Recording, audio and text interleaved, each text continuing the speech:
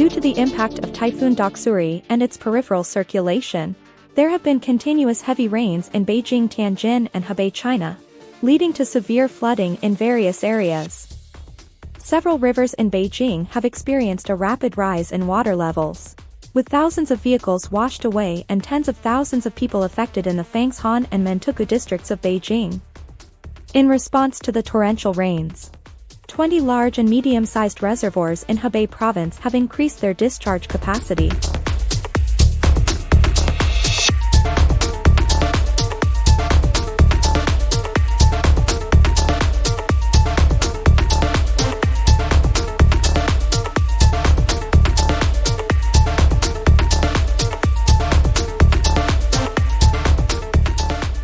The Chinese government has a practice of diverting floodwaters into so-called flood reservoirs during periods of flooding to protect major cities from inundation. These flood reservoirs are areas where floodwaters are manually diverted to reservoirs when river or lake water levels reach the flood warning line. In the past, local governments usually required residents in flood reservoir areas to evacuate before the floodwaters arrived.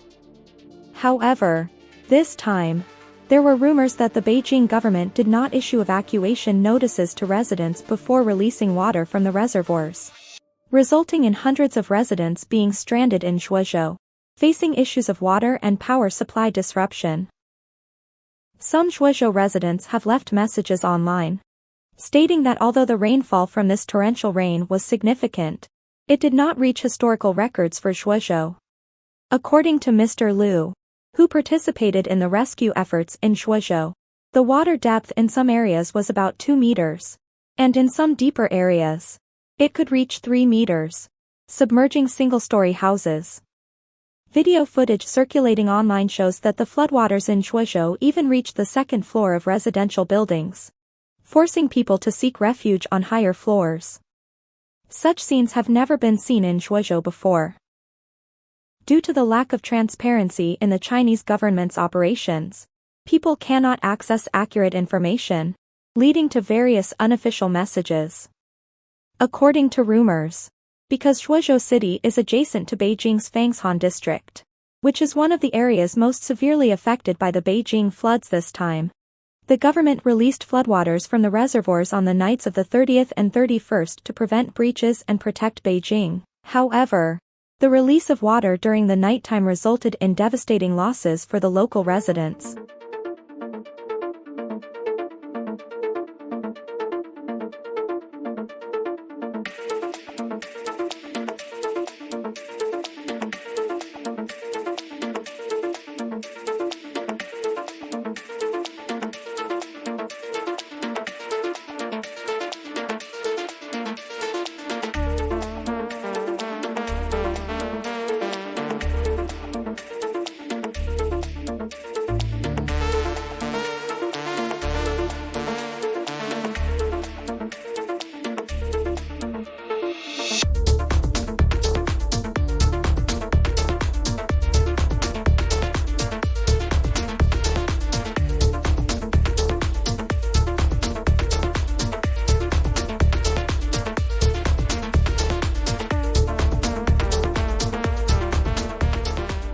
Later, an article in Southern Weekend indirectly confirmed this speculation.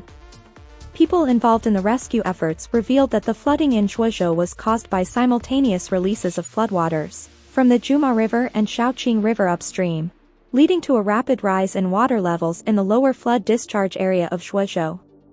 Due to fallen trees at the flood disaster site, there were concerns about damaging boat motors, which resulted in a temporary suspension of rescue operations.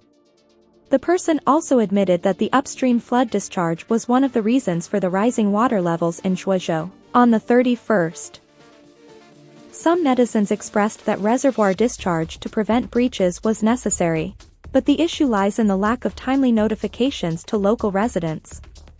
After Zhuozhou received floodwaters from Beijing, the government did not deploy enough rescue forces. The question remains: why didn't the government inform residents before discharging the water, resulting in significant losses? Some netizens defended the Chinese government, claiming that the torrential rain this time came unexpectedly, and there was not enough time for the villagers to evacuate. However, this argument clearly does not hold true for China, which has just experienced 3 years of strict epidemic prevention and control. The more likely reason is that according to China's regulations for temporary breaches of embankments to divert flood discharge, this falls under the category of emergency disaster prevention measures, and the government is not responsible for compensation. If the government were to provide advance notice of flood discharge, it would face legal compensation issues.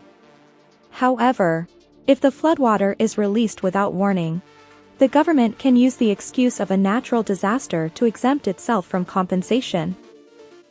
Such incidents have happened in China before.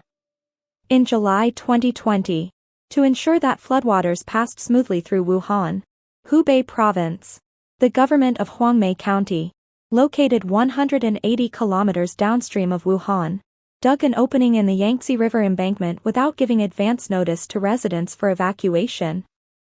As a result, the river water inundated surrounding rice fields and residential areas.